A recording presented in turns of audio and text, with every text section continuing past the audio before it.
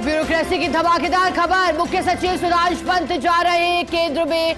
केंद्रीय सामाजिक न्याय विभाग में नियुक्ति हुई है। ये बड़ी जानकारी। अब तक प्रदेश की ब्यूरोक्रेसी का जिम्मा अपने कंधों पर लिए मुख्य सचिव सुधांशु पंत, जिनकी प्रदेश में नियुक्ति के बाद से ही कार्यशैली की चर्चा हो रही थी, लेकिन अब धमाकेदार खबर यह कह रही है कि वो केंद्र में जा रहे हैं।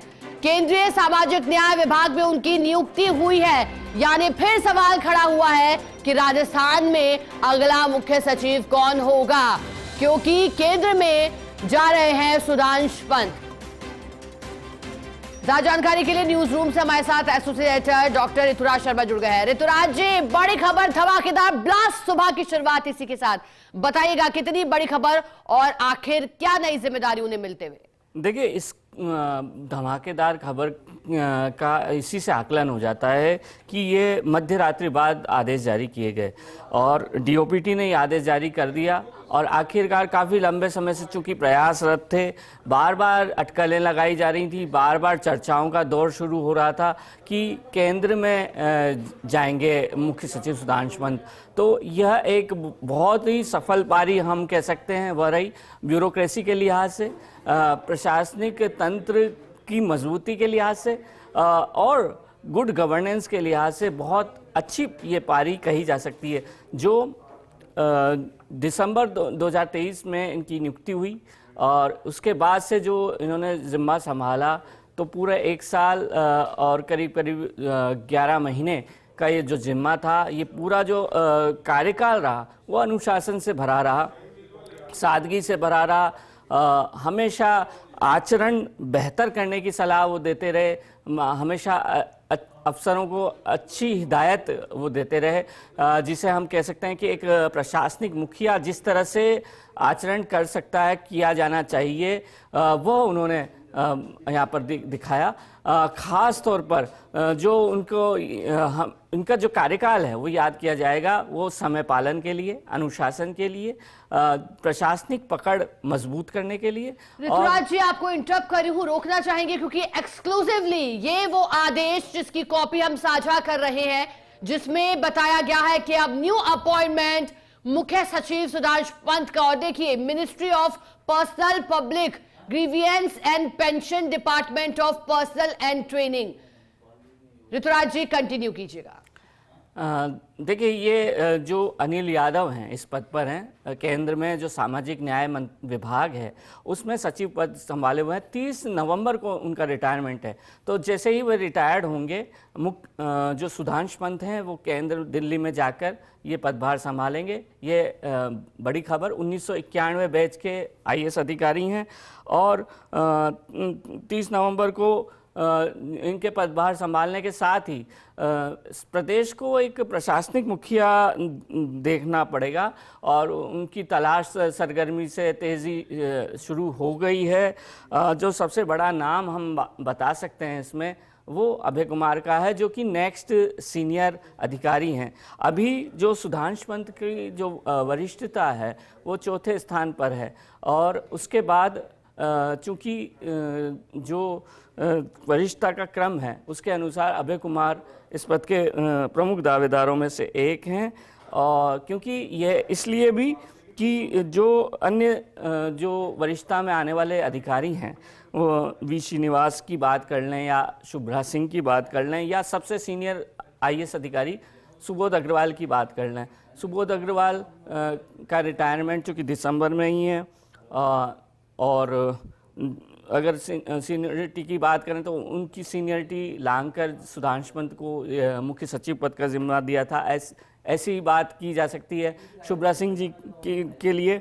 और शुभ्रा सिंह का भी बहुत कुछ ऐसा ही मामला है, दूसरे स्थान पर हैं वे।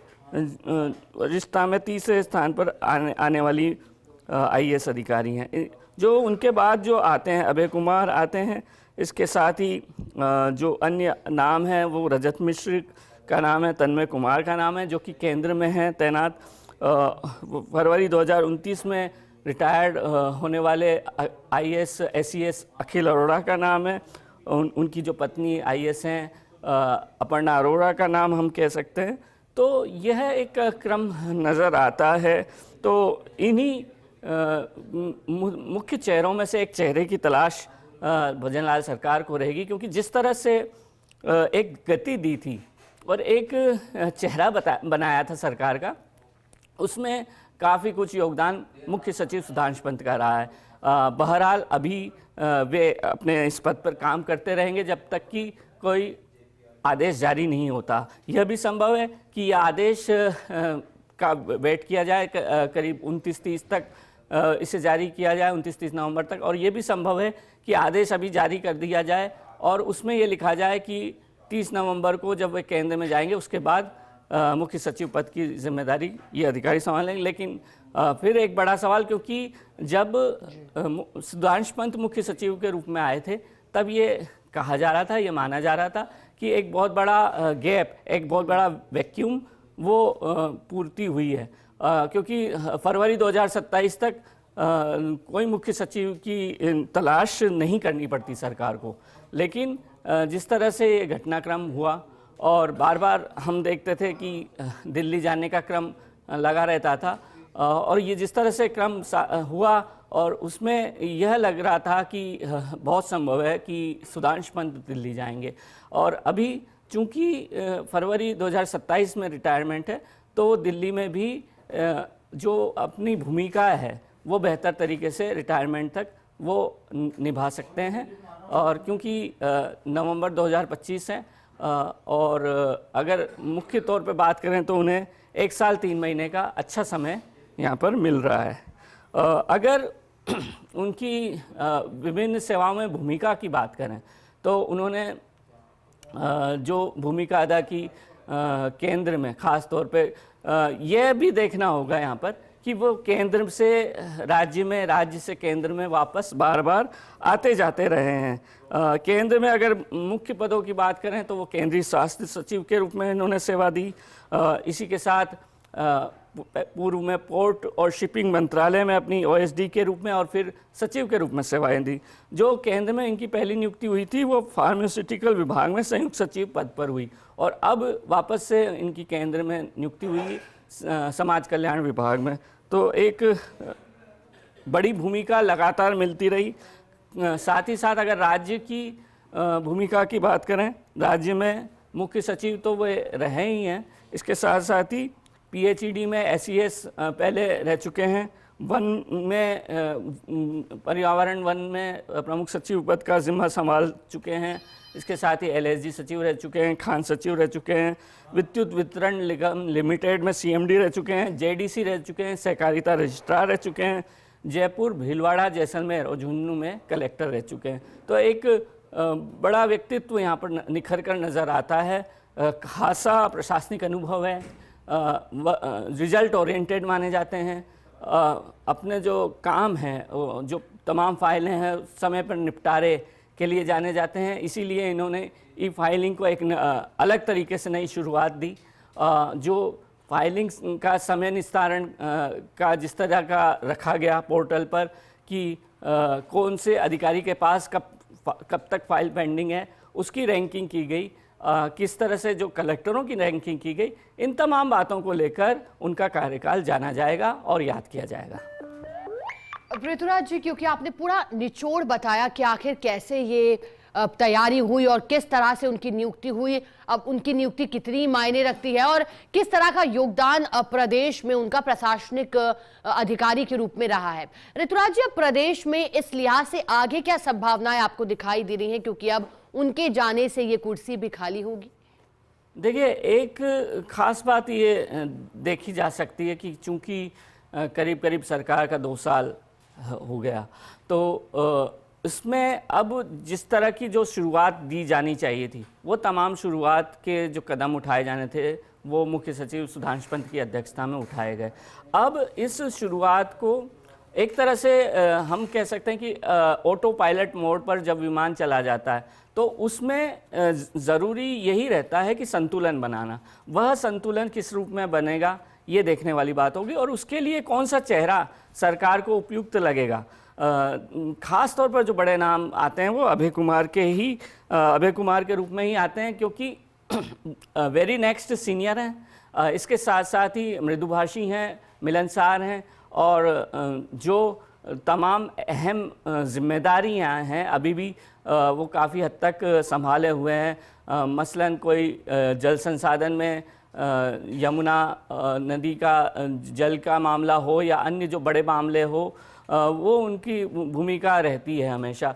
साथ ही साथ उनकी इस रूप में भी भूमिका रहती है कि सरकार की वर्षगांठ के जो कार्यक्रम हैं वो किस रूप में किए जाएं, उसके समिति के अध्यक्ष के रूप में उनकी भूमिका रहती। वहीं जब जब मुख्य सचिव सुधांशु पंत अवकाश पर गए हैं तब वे मुख्य सचिव की भूमिका निभाते हैं। तो हमेशा से ये देखा गया है कि वेरी नेक्स्ट सीनियर ज़्यादातर वो ही इस पद पर काबिज होते हैं। बिल्कुल, जैसा कि आपने बताया और संभावनाएं भी आपने जता दी। अब एक बार फिर उसी पर आएंगे। ऋतुराज जी, मुख्य सचिव सुधांशु पंत केंद्र में जब हम ये कह रहे हैं, अब कैसे देख रहे हैं उनके पूरे कार्यकाल को? जैसे ही उनके नाम का ऐलान हुआ था, मैं वो समय याद दिला रही हूँ ऋतुराज जी, जब मुख्य सचिव वो बने थे, कहा था कि पेंडेंसी बिल्कुल पसंद नहीं करते, लाल फीता शाही तो उनको सख्त नापसंदीदा है। अब जब उनका पूरा कार्यकाल रहा 1 वर्ष से भी अधिक समय का, कैसा रहा? देखिए, उन्होंने नए सिरे से नवाचार जो शुरू किए उसके लिए यह कार्यकाल पूरी तरह से जाना जाएगा। ई फाइलिंग को आगे एक कदम आगे ले जाते हुए वेरी नेक्स्ट लेवल पे वे ले गए और ई फाइलिंग को उन्होंने उससे जो जोड़ा कि जो समय निस्तारण से जो जोड़ा, उसमें अहम भूमिका रही है सुधांशु पंत की। और इससे न सिर्फ फाइल निपटाई गई वरना बल्कि उसमें तेज़ी एक तरह से आई, और वो तेज़ी इस रूप में देखने को मिली कि जो कहीं पर भी 3 दिन से ज़्यादा फाइल पेंडिंग नहीं है आज की जो सिचुएशन है, आज की जो स्थिति है उसके मुताबिक। और यही नहीं, वो उसमें भी गुणवत्ता की और बात बताते हुए नज़र आए, क्योंकि हाल ही में जो कल मुख्य सचिव की बैठक हुई थी कमेटी ऑफ सेक्रेटरीज़ की, उसमें भी उन्होंने यह कहा कि गुणवत्ता का भी ध्यान रखा जाए और इस रूप में ध्यान रखा जाए कि जो फाइल हैं उसको केवल निपटाया ही नहीं जाए। कि कई बार ये देखा गया है कि अधिकारी वो ये कह देते हैं कि स्पीक लिख देते हैं उसमें, और स्पीक लिखकर फाइल रखते हैं, तो वो इस तरह की सिचुएशन नहीं आए, इसके लिए भी उन्होंने हिदायत दी। हाँ, हमेशा से जो उनका जो एक सख्त भूमिका हालांकि मानी जाती रही है सरकार में, लेकिन इसका जो असर रहा है वह यह रहा है कि कर्मचारी, सरकारी कर्मचारी समय पर आने लगे। और यह देखा गया कि खुद जब मुख्य सचिव दौरे पर निकले, निरीक्षण पर निकले, ख़ास तौर पे 9:45 बजे तक वो किसी बड़े दफ्तर पहुंच जाते थे और तब वे न सिर्फ रजिस्टर चेक करते थे बल्कि जो वहाँ पे कार्य संस्कृति किस तरह से है उन सबको वहाँ पर निरीक्षण किया जाता था। साथ ही साथ ये देखा जाता था कि फाइल पेंडेंसी कितनी है और निस्तारण किस रूप में किया जा रहा है, क्या उसमें ऐसे मामले हैं लंबित जो अदालत में काफ़ी समय से लंबित चल रहे हैं, या कोई पिंक लेटर्स जिसके लिए हम कहते हैं कि बहुत ही इम्पोर्टेंट जो मामले होते हैं वो तो नहीं है उस विभाग के। तो ये तमाम चीज़ों को देखते थे। तो उन्होंने एक तरीका दरअसल सिखाया कि किस तरह से ब्यूरोक्रेसी में जो अधिकारी हैं उनसे किस तरह से काम लिया जाए।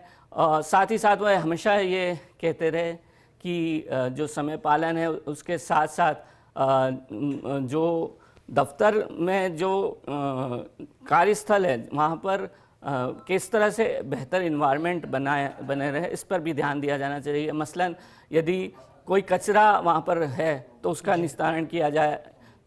हम देखते हैं कई बार दराजों में, अलमारियों में बेतरतीब सी फाइलें पड़ी रहती हैं, तो वो भी उन्होंने ख़ास हिदायतें दी थी कि समय समय पर इसका निस्तारण किया जाए। यह भी कहा था कि जो दफ्तर में एक समय जो निर्धारित है उसमें कर्मचारी उस अपनी सीट पर बैठे हैं। कई बार ये देखा गया है कि जब कर्मचारी लंच के लिए जाते हैं तो लौटने में लंच के बाद तक का भी समय उपयोग में ले लेते हैं। तो इस तमाम बिंदुओं को नोट करते हुए उन्होंने जो कार्यशैली में कार्यकुशलता किस तरह से लाई जाए सरकारी कर्मचारियों की, उसको लेकर कई कोशिशें की। एक कोशिश ये भी की कि डीपीसी किस तरह से समय पर हो। जो विभागों में अक्सर हम देखते हैं कि डीपीसी की बैठक, यानी कि जो कर्मचारियों की पदोन्नति के लिए जो प्रक्रिया रहती है वो समयबद्ध नहीं रहती और पेंडेंसी इतनी बढ़ जाती है कि 2-2, 4-4 साल, 5-5 साल और उससे भी ज़्यादा कई विभागों में वो पेंडेंसी रहती है। तो शुरुआत से ही उन्होंने यह कार्य संस्कृति विकसित की कि डीपीसी की बैठक नियमित रूप से हो। विभागों में यह हर जो कमेटी ऑफ सेक्रेटरीज की बैठक लेते थे उसमें खास तौर पर इस पे जोर दिया जाता था। खास तौर पर इस रूप में भी जोर दिया जाता था कि जो भर्तियां हैं किसी भी विभाग की वो कितनी प्रक्रियाधीन हैं, उसको लेकर भी समय समय पर निर्देश दिए जाते रहे। और प्रक्रियाधीन है तो वो किस स्तर पर प्रक्रियाधीन है, और यदि उसमें कोई बड़ा अदालती पचड़ा नहीं है तो उसे किस रूप में सुलझाया जाए, ये भी विभाग को अपने स्तर पर सुलझाने के लिए निर्देश दिए। जो मुख्य भूमिका होती है मुख्य सचिव की कि विभागों के बीच आपसी तालमेल बनाना, उसमें यह बात बार बार देखी गई कि कोई 2 विभागों के बीच, 3 विभागों के बीच मामले हों, उसको लेकर किस तरह से सुधांशु पंत ने अलग से बैठक लेकर और उन मामलों को सुलझाया।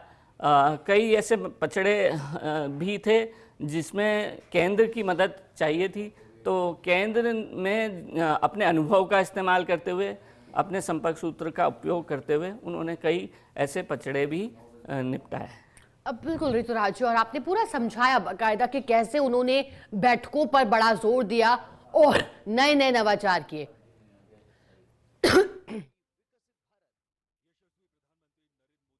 कि आप जानकारी दे रहे थे, अब ये भी जानना चाहेंगे ऋतुराज जी, क्योंकि मुख्य सचिव सुधांशु पंत जब मुख्य सचिव राजस्थान के बनाए गए थे तो फिर ये खबर भी चर्चाओं में रही थी कि जो 6 उनसे सीनियर्स हैं उनको पछाड़ते हुए वो इस पद पर मुख्य सचिव की भूमिका में सामने आए थे। लेकिन जिन पदों पर वो रहे उसमें कई पद थे, जेडी आयुक्त के तौर पर भी वो रहे, पीएचईडी का जिम्मा उन्होंने संभाला, लेकिन ये पद नया है। मेरी समझ से ऋतुराज जी आप करेक्ट कीजिएगा, सामाजिक न्याय और अधिकारिता के रूप में उनकी शायद नई भूमिका होगी, क्या वाकई ऐसा है? देखिए, ये बिल्कुल आपने शिखा बेहतर सवाल किया है, क्योंकि केंद्र में हालांकि सचिव बिल्कुल समकक्ष होता है जो मुख्य सचिव स्तर का अधिकारी हो, या यहाँ पर हम कह सकते हैं कि ऐसे स्तर का अधिकारी हो, वह केंद्र में सचिव स्तर का अधिकारी माना जाता है। और अगर वो किसी भी विभाग में हो, वो सचिव स्तर का अधिकारी है तो उसका अपना अलग एक ओहदा रहता है, एक अलग महत्व रहता है। इसी तरह से हम इसको देख सकते हैं इस आदेश को।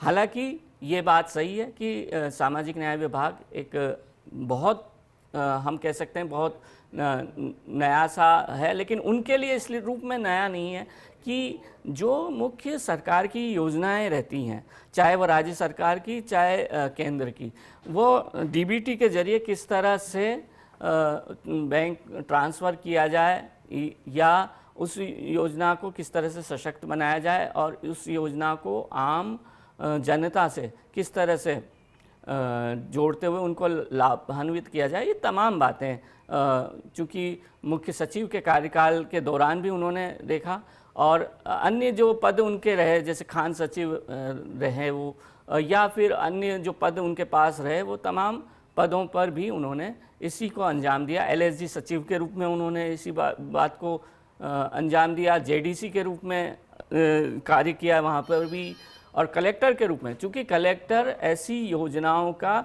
और उस योजनाओं से जुड़ी समितियों का अध्यक्ष रहता है, तो चूँकि 4 जिलों के कलेक्टर रह चुके हैं तो वो इस रूप में अपनी भूमिका निभा सकते हैं, निभाई भी है। सचिव के रूप में उन्होंने केंद्र में अच्छी भूमिका निभाई है, ख़ासतौर पर तब जब कोरोना का समय था और उन्हें अर्जेंट टेम्परेरी बेसिस पे 2 महीने के लिए केंद्र में बुलाया था, लेकिन 2 महीने के बजाय वो उनकी जो सेवाएं हैं उसको देखते हुए केंद्रीय स्वास्थ्य विभाग में 9 महीने करीब उन्हें केंद्र में रखा गया था। ऋतुराज जी, क्योंकि आपने जो जानकारी दी उसी पर आधारित मैं अपना अगला प्रश्न पूछ रही हूँ, क्योंकि आपने बताया कि पहले भी केंद्र में रहे हैं, 2 महीने के लिए बुलाया था, फिर उसे एक्सटेंड किया गया।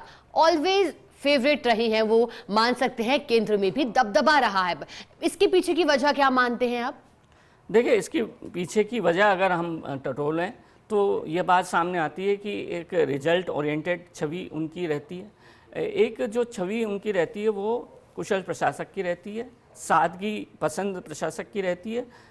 वो कोई भी काम हाथ में लेते हैं तो उसे एक तय समय तक पूरा करने में विश्वास रखते हैं और नवाचार करते रहते हैं अपने काम में। इसलिए एक और बात बता देना चाहूँगा कि मुख्य सचिवों का जब सम्मेलन हुआ, चूँकि देश भर के मुख्य सचिव आते हैं, दिल्ली में जुटते हैं और अपनी अपनी योजनाएं, अपने अपने विजन लेकर, अपना अपना रोड मैप लेकर वहाँ पर जाते हैं, तो इन सब मुख्य सचिवों में सुधांशु पंत ही ऐसे अकेले मुख्य सचिव थे जिनको मौका मिला कि पीएम नरेंद्र मोदी के साथ इंटरेक्ट करें। और एक अलग सेशन इसी के लिए रखा गया था कि किस तरह से जो बुजुर्ग हैं उनको किस तरह से अलग सेवा की ज़रूरत हो और उसके लिए किस तरह से विकसित किया जाए सरकार का जो सुशासन का मॉडल है वह। तो इसको लेकर पीएम मोदी से उन्होंने संवाद किया था और इसी रूप में कि चूँकि कई सारे मुख्य सचिवों के बीच में केवल उन्हें ही मौका दिया।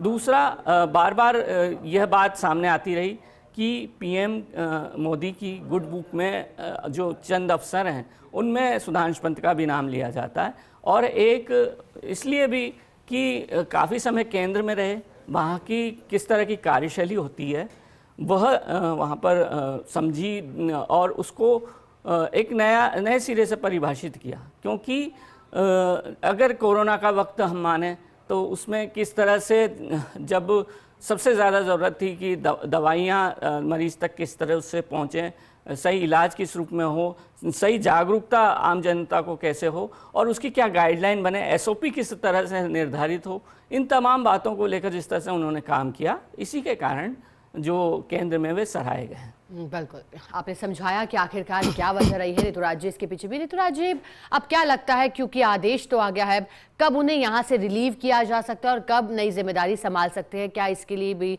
अभी कुछ दिन लगेंगे या फिर ये सब जल्दी होगा? देखिए, यह माना जा रहा है मोटे तौर पर कि जो नवंबर का आखिरी सप्ताह है, मोटे तौर पर उस सप्ताह में काफ़ी कुछ जो तथ्य हैं, कुछ जो चीज़ें हैं वो निर्णित होंगी, ऐसा माना जा रहा है। जो मोस्ट फेवरेट हैं, अगर उन्हें ही ये कमान सौंपी जानी है, प्रशासनिक मुखिया की कमान, तो यह भी एक संभव है कि अभी कुछ दिनों बाद ऑर्डर निकाल दिया जाए, आज कल में आदेश जारी कर दिया जाए मुख्य सचिव का और उसमें ब्रैकेट में यह लिख दिया जाए कि सुधांशु पंत के रिलीव होने के बाद या जो 30 नवंबर के बाद यह लिख दिया जाए, वो कार्यभार संभाल सकते हैं। एक यह है कि हो सकता है कि नवंबर अंत तक आदेश जारी हो, तब तक सरकार पूरा सोच विचार कर ले, क्योंकि कई नाम हैं, कई दावेदार हैं। ऐसा नहीं हो कि वरिष्ठता लांघी जाए, ऐसा नहीं हो कि कोई प्रशासनिक अनुपात है वो बिगड़ जाए। तो इन तमाम बातों को देखते हुए हो सकता है कि नवंबर अंत तक भी सरकार निर्णय ले सकती है, लेकिन बहुत कुछ इसमें मुख्यमंत्री पर निर्भर रहेगा। बिल्कुल, ऋतुराज जी आप बने रहिएगा। एसोसिएटर विकास शर्मा भी हमारे साथ जुड़ गए हैं, उनका रुख करेंगे। विकास, बड़ी जानकारी ये है कि मुख्य सचिव सुधांशु पंत अब केंद्र में जा रहे हैं, आदेश भी इसका आ चुका है। अब कैसे देख रहे हैं आप इस आदेश को? पहले 1.5 साल पहले वो एक नई जिम्मेदारी संभालते हैं मुख्य सचिव के पद पर और अब केंद्र में उनका जाना।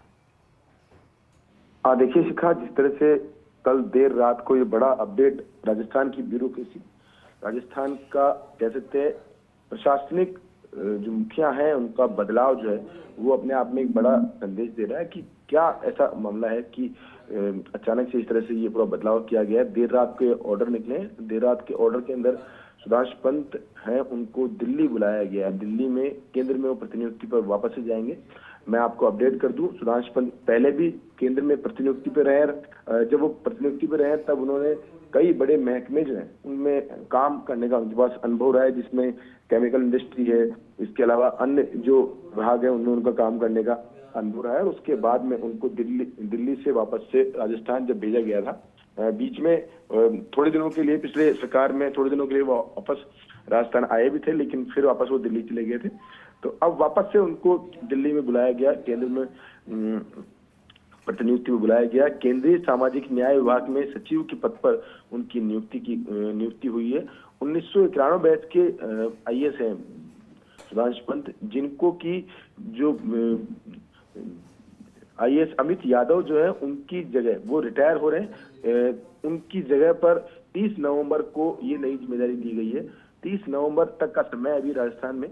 तो 30 नवंबर तक, जैसे हमारे वरिष्ठ सहयोगी ऋतुराज जी ने बताया कि सरकार के पास अभी समय है, तकरीबन 20 दिन के आसपास का समय है। इस 20 दिन के समय के बीच में मुख्य सचिव के चयन की पूरी प्रक्रिया होगी, और जिस तरह का जो पूरी प्रक्रिया अपनाई जाती है उसमें पूरा पैनल बना के भेजा जाता है, उस पैनल के बाद में दिल्ली से उसमें मोहर लगती है, वो प्रक्रिया अपनाई जाएगी। लेकिन इस पूरे कवायद के अंदर सबसे बड़ा अगर सवाल है तो यही है, पहला ये कि केंद्र में अचानक से प्रतिनियुक्ति के क्या कारण रहे, और दूसरा कारण ये कि अब आगे राजस्थान की ब्यूरोक्रेसी के मुखिया यानी कि अगला टीएस कौन होगा, ये बहुत बड़ी चर्चा है। और बहुत बड़ी चर्चा इसलिए भी है कि उसमें कई तरह के समीकरण देखे जाएंगे कि किसको लगाया जाएगा, किसको जिम्मेदारी दी जाएगी, और वो जिम्मेदारी कितनी महत्वपूर्ण होगी। क्योंकि देखिए, शिक्षा आगे आने वाले समय में अब अगले जो 3 साल का समय सरकार का है, वो समय है जिसमें कि सरकार को चुनाव के अंदर भी जाना है, उससे पहले और अन्य व्यवस्थाएं भी देखनी है। तो इसलिए एक बहुत महत्वपूर्ण हो जाता है कि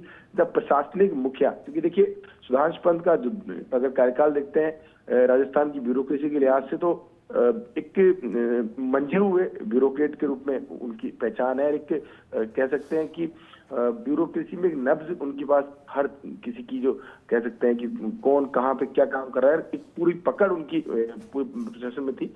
अब जो नई जिम्मेदारी जिनको मिलती है, काफी सीनियर आईएएस अधिकारी काफी कतार में रहेंगे इस दावे के लिए, जिसमें कि 1992 बैच जो है, क्योंकि वो 1991 बैच के आईएएस हैं, 1992 बैच के जो अधिकारी हैं वो, उसके अलावा 1993 बैच के अधिकारी। तो देखना यह होगा कि अब किसको नई जिम्मेदारी मिलती है और वो जिम्मेदारी किस तरह से उसका कह सकते हैं व्यवस्था बनती है। लेकिन महत्वपूर्ण और बड़ी चौंकाने वाली, बड़ी धमाकेदार ये खबर हो सकती है कि देर रात को अचानक से इस तरह से प्रतिनियुक्ति पर केंद्र में बुलाना पूरी राजस्थान की ब्यूरोक्रेसी की चर्चा का विषय बना हुआ है। जी बिल्कुल विकास, जैसा कि आपने कहा, वाकई जो संकेत बन रहे थे और जैसा चौंकाया आपने पूरा बताया। बहुत शुक्रिया आपका साथ जुड़ने के लिए विकास, जानकारी के लिए।